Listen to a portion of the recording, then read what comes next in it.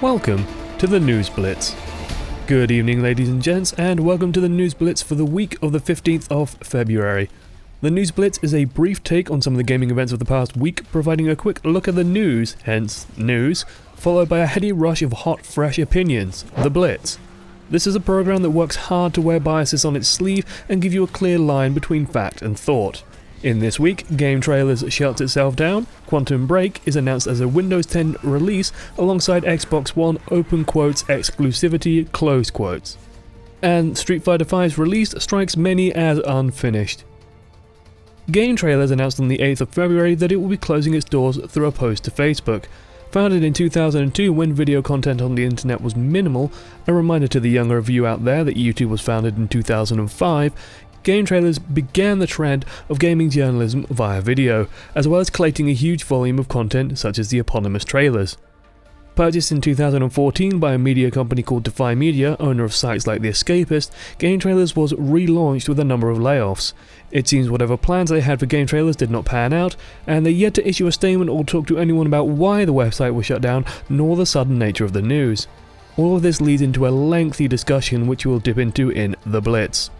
So some of you might be wondering, why is this story even coming up? Well, first and foremost, GameTrailers is something old, and old things should be respected if they pass, and so we should all just take a moment to remember, hey, GameTrailers was here before pretty much any of us or any gaming websites.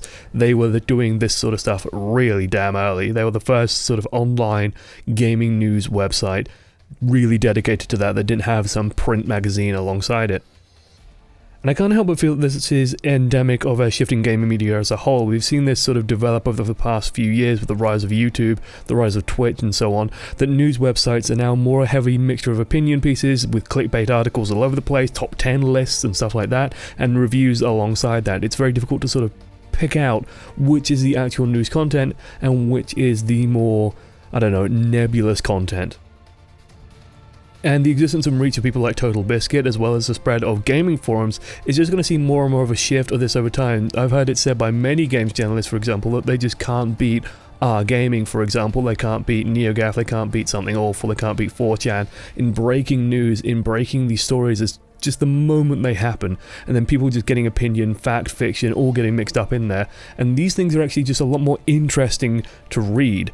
It's fascinating to watch people go through opinion and fact and fiction, give opinions, weigh in and have a big discussion about it, and unfortunately at the same time something is lost in that process, which is actual journalism, which is actual facts from people who are relevant to what's happening. And that's really sad to me. That's always been kind of depressing, is the lack of good journalism in gaming as a whole.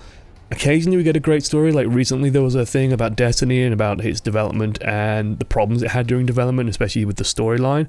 And that to me was an amazing article because it talked to the developers behind the scenes, it talked to, the people who were relevant to that story. It wasn't just opinions, it wasn't speculation, which, I love speculating and this is what this show basically is, but I love actual journalism when it happens, and it just doesn't happen enough. And it doesn't happen enough where I'm warranted to go to the websites to look for it. So unfortunately now we're in this weird place where I think this is just going to keep happening. We're going to see a number of the smaller gaming websites, and especially the more forgotten ones, start shutting down and closing doors, having more of a shift towards editorial content and clickbait articles. Basically, Polygon is just fucking notorious for it. I absolutely loathe that website, even though they do occasionally they have some really good journalism. They're just really pandering and it's really frustrating. And then there's just been the whole constant problem of gaming journalism just being too tied to publishers, and that's existed since, I was a kid reading PC Zone magazine and reading opinion pieces from people like Charlie Brooker, for example, who's gone on to be a major media figure. Always funny to see that. Unfortunately, we just got to hold out and hope that the people who are rising up, people like Total Biscuit, John Bain, the man himself, doing good work, getting honest quotes, trying to maintain that level of integrity that we kind of need in this era of opinion and just rapid communication. And that's why this story is in here. It's simply because it gives me a chance to say, hey, it's kind of sad that GameTrailers, which was widely regarded as being pretty honest and pretty solid in its integrity, has been shut down. Quantum Break publisher Microsoft recently announced the Xbox One exclusive title was also being developed for PC, and the game will release alongside its Xbox One counterpart on April 5th. And any purchaser of the Xbox One version will also get the PC version for free.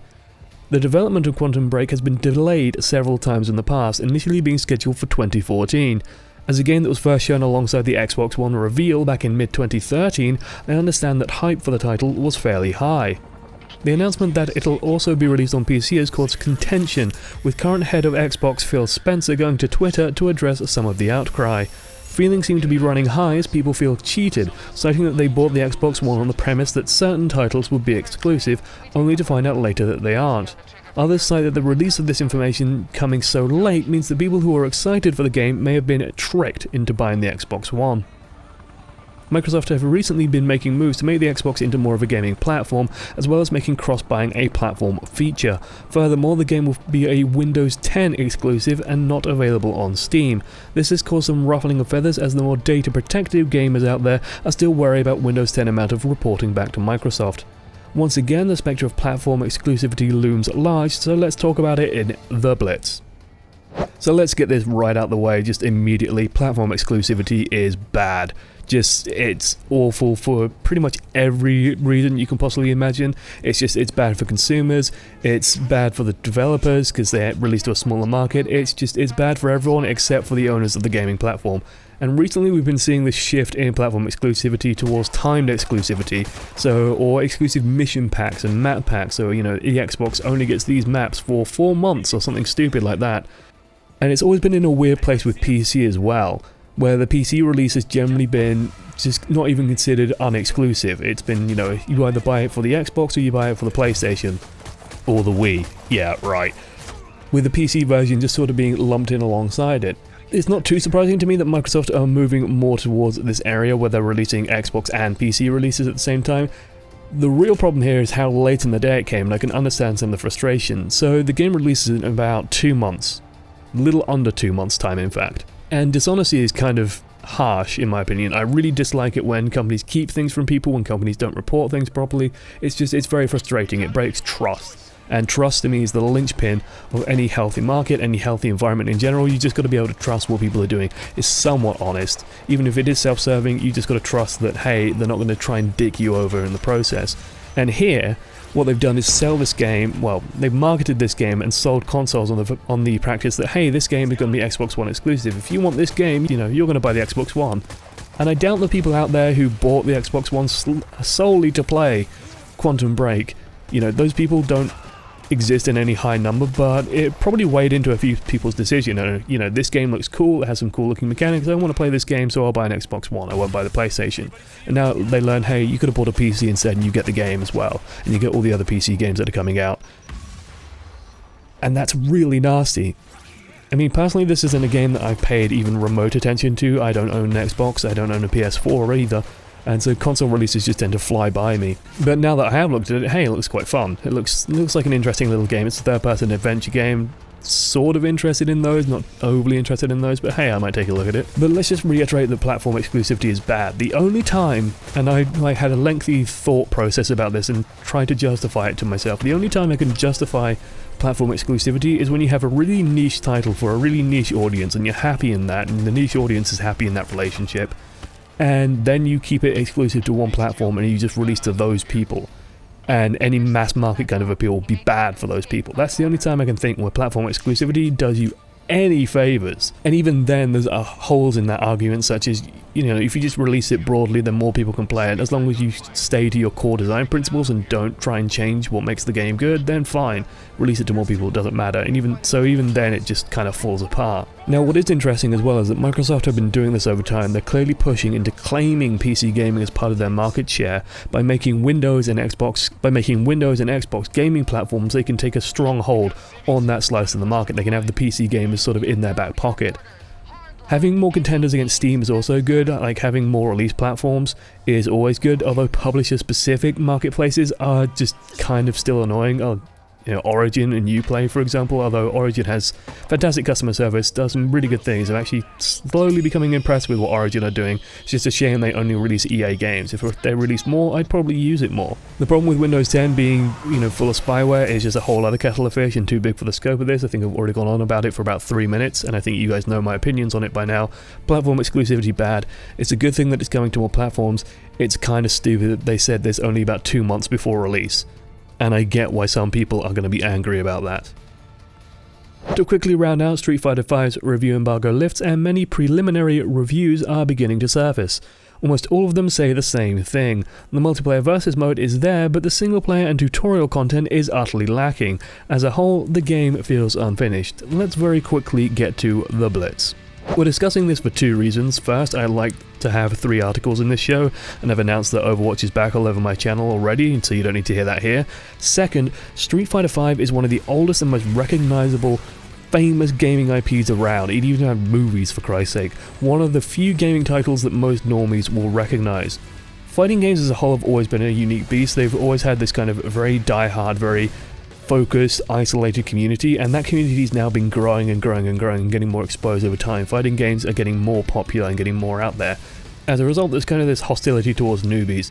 Basically, you know, fighting games do not cater to new players. It's a one-on-one intensive environment. You will get crushed if you're bad at the game. There's no bouncing back from that.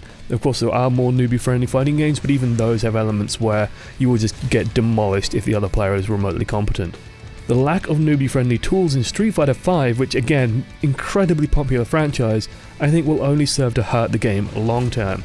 It's this weird thing where you're releasing this game that's going to be sold to probably millions of people. Capcom are projecting 2 million sales by the end of the year, and most people might get put off after the initial release because they just feel they're getting stomped and they're getting destroyed because there's no proper tutorials, there's nothing there to teach them how to play the game, there's no safe way, quote-unquote, to play the game that they can just play against the arcade mode again and again or whatever, and as a result, they're shooting themselves in the foot. And I can't believe that they're releasing this as the full release. Like, personally, if I was in charge of Capcom, I would have tried to rebrand the release as, I don't know, some kind of bare-knuckle edition. You know, this is the hardcore edition where if you just want to play the game, here it is, here's the fighting game, the versus mode is in there, go, have fun. I'm sure it comes down to the global brutal logistics of having a worldwide release of a major franchise, but it's going to get slammed everywhere due to the lack of arcade and the lack of robust tutorials. More recent fighting games, for example, Guilty Gear and Skullgirls leap to mind as the 2 games that I've played the most recently, as alongside Street Fighter, all have really in-depth tutorial content. They all really made a point of teaching people about hitboxes, frame linking, stuff like, you know, these fucking things that you've got to know to play fighting games, and you have to try and get at least a bare understanding of, you know, how combos work and how hitboxes work. And Street Fighter V apparently doesn't offer any of that. It just teaches you how to block, jump, and do 1 or 2 things as Ryu, and that's just kind of shit. Now, you hardcore fighting game fans out there will argue that, you know, arcade mode is totally irrelevant, no one gives a shit. The only thing that really matters is the versus mode. If that works, then fine. These are the core audience, these are the guys that will be playing the game for years. And these are the guys who are going to be really happy about the release being as early as it is, you know, that the game isn't being delayed for, I don't know, 2 months while they finish arcade mode or whatever. And I'm fine with that. Like, I would be angry, for example, if Overwatch was delayed to put in a story mode or something, or to put in like, a more robust single player mode, just get the multiplayer mode out there and get people playing that, that's what matters. So I can totally understand the argument that, hey, versus mode is all that matters, let's get this out there. I just can't help but feel that Capcom are shooting themselves in the foot, they're just doing themselves a disservice by releasing this game at least without some kind of robust tutorial system. And being fair, releasing this as the full price game, it just, again, it feels a bit icky. It just feels a little bit skeevish, like they're just releasing the game just to get it out there, not to release a complete full package that's actually a solid, well-rounded title. And just finally, like, from what I understand, Street Fighter V is meant to be a platform. Like, they want it to have things added to it over time and for new characters to just be slotted into the game that you buy for fight money, or Zenny I think it's called, which is their in-game currency. And this hints at them going against what my first gut reaction was, which is the inevitable release of the Ultra Turbo, this time with arcade mode edition, that, you know, that they're notorious for doing and that's practically a fucking joke right now. So if they're not doing that, then I don't know, with Capcom, like so many Japanese gaming companies, I can never get a sane understanding of what's going on behind the scenes. I just imagine very confused meetings and cross wires and old traditional Japanese business sense going against modern media and just crashing in a train wreck. If you're intimidated by fighting games, this doesn't seem like the one to start on, and that's a shame because it's probably going to be the best selling and most popular. Thanks for joining me on this round of News Blitz. I've been Josh, as one voice amongst many, and I'll see you next week for another look into the world of gaming news, assuming I'm not lost playing Overwatch or XCOM 2. It really pains me that both of those games exist at the same time. As always, your thoughts and feedback is heartily appreciated, and if you like the video, hit that little thumb, it does help immensely. Toodles!